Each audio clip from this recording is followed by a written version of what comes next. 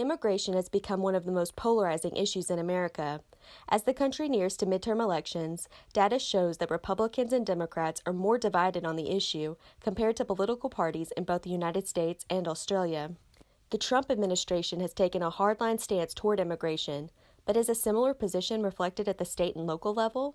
To gauge subfederal sentiment around immigration, researchers Pham, graduate program director and professor of economics at Baylor University, and his wife, Huyen, professor at Texas A&M University School of Law, have chronicled immigration laws from 2005 to 2017.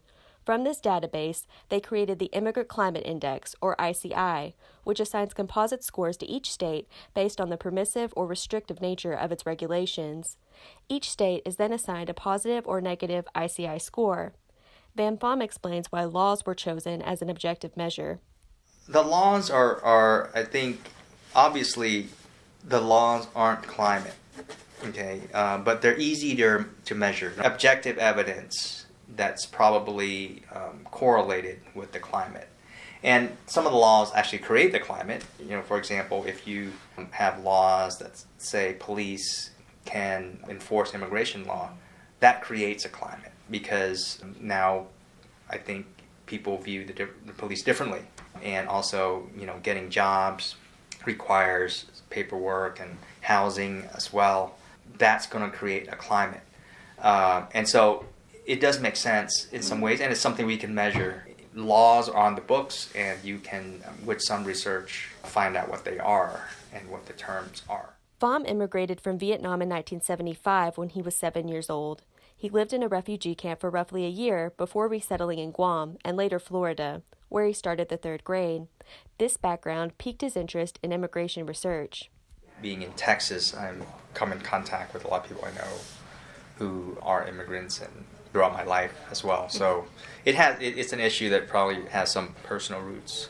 My wife is a immigration law professor, so she's my collaborator on these projects. And she has similar background.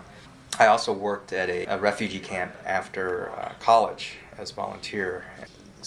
Those people there were also going to be going to various countries as well. So there's some of these issues I think I can relate to. The Phams began their data collection from the year 2005, as it was the year subfederal immigration regulation increased. Their study shows that the U.S. immigrant climate has become increasingly negative since 2005, hitting a low point in 2012. Since then, subfederal laws have been increasingly positive, with a spike beginning in 2016 that the Phams deemed the Trump effect.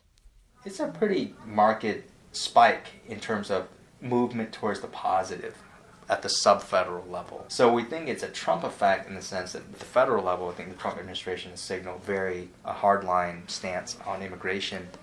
And so what we're seeing is this response from at the subfederal level, cities and counties are passing more positive types of laws.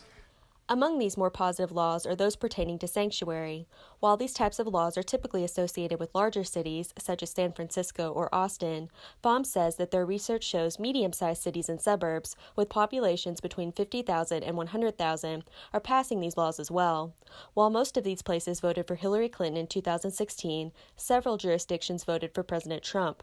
Probably what's going on is a lot of these places do get more exposure to these immigrants, and you're seeing it's having real effects on people they know. And so perhaps that's how they are responding. And it's not just an ideological thing, but probably at that level it might actually be the costs are getting real. These are people in their schools and people who do work in that community. And so perhaps now the costs are becoming more real. The potential costs of the crackdown is real. And so that's why I think these smaller places are actually passing more positive laws too. Having a quantifiable way to measure perceptions of immigrants is helpful to the academic community and also provides the public with objective analysis that could guide decisions made in an election year.